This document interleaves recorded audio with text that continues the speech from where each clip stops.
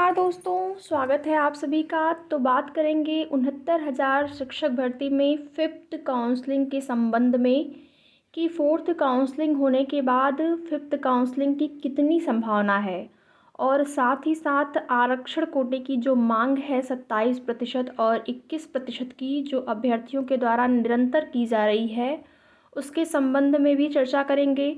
Court याची के संबंध में, और साथ ही साथ अगर फिफ्थ काउंसलिंग होती है तो उसमें कितने गुणांक तक के अभ्यर्थी सेफ हो सकते हैं, ओबीसी, एससी और सामान्य वर्ग के।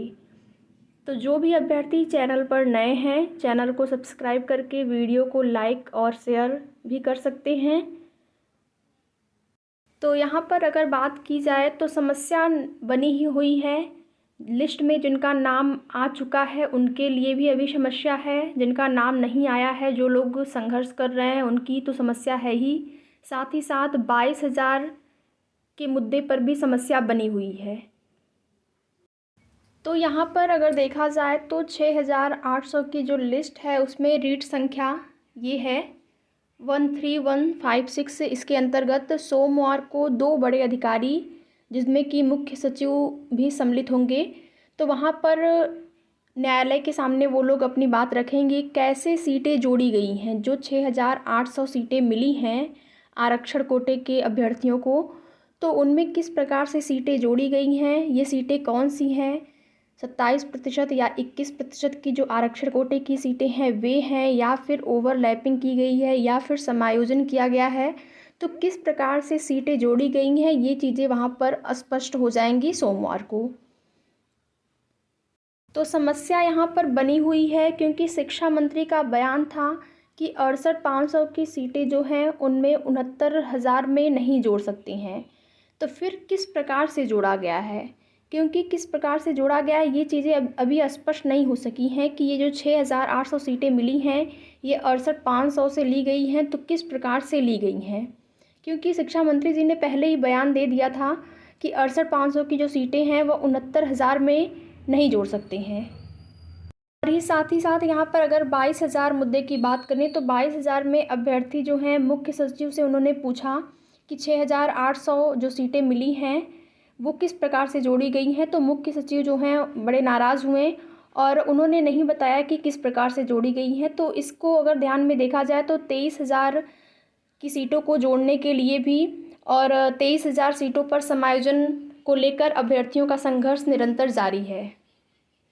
तो 22,000 सीटों के समायोजन को लेकर अभ्यर्थी जो हैं वे सपा कार्यालय गए हुए थे, और यहाँ पर जो आरक्षण वाले अभ्यर्थी हैं जो 27% और 21% आरक्षण कोटे की मांग कर रहे हैं अभ्यर्थी, वे लोग भी सुबह तो उन्होंने सीएम आवास का घेराव किया था, लेकिन वहां से उनको शासन प्रशासन के द्वारा हटा दिया गया।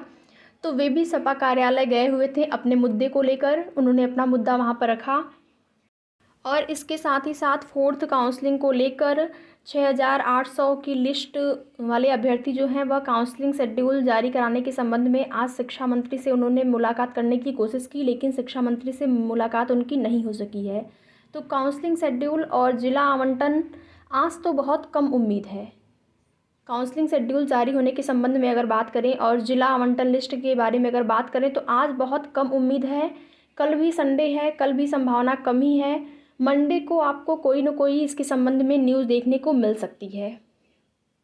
तो सब मिलाकर अगर देखा जाए तो 1,37,000 भर्ती में 2 तरह की चीज़ें हो सकती हैं। या तो यहाँ पर संपूर्ण समायोजन कर दिया जाए, 1,37,000 में जो भी सीटें बची हैं उन पर संपूर्ण समायोजन कर दिया जाए, जिसमें कि ओबीसी, एससी, सामान्य वर्ग के सभी अभ्यर्थी सम्मिलित हों, सबका समायोजन कर दिया जाए। या तो फिर आरक्षण जो घोटाला अभ्यर्थियों द्वारा लगाया जा रहा है, आरक्षण विसंगतियों को मानते हुए ये लोग जिन अभ्यर्थियों का चयन हो गया है उनको निकाल कर यहाँ पर 27% और 21% की जो कोटे की मांग है उनको पूरी करें। तो 2 तरीके से यहाँ पर किया जा सकता है, लेकिन अभी किस प्रकार से होगा ये चीज़ें सोमवार को स्पष्ट हो जाएंगी। सोमवार को जब 6,800 लिस्ट में जो रीट संख्या है उसके अंतर्गत सोमवार को 2 अधिकारियों से यहाँ पर जिसमें कि मुख्य सचिव भी सम्मिलित होंगे, वहाँ पर बात रखी जाएगी। तो वहाँ से स्पष्ट हो जाएगा कि ये सीटें किस प्रकार से जोड़ी गई हैं।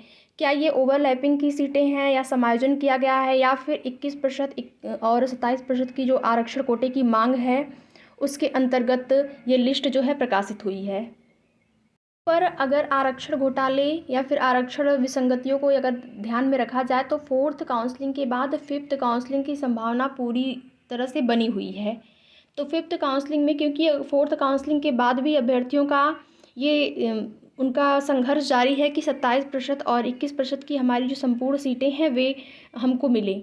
तो 5th काउंसलिंग में कितना गुणांक वाले अभ्यर्थी जो हैं सेफ हो सकते हैं, उसकी अगर बात करें तो ओबीसी के अंतर्गत 63 इतने गुणांक वाले अभ्यर्थी जो हैं 5th काउंसलिंग में अपने आप को सेफ समझ सकते हैं। साथ ही साथ अगर सामान्य श्रेणी की बात करें, यहाँ पर जनरल में 63 गुणांक तक, और एससी में अगर बात करें तो लगभग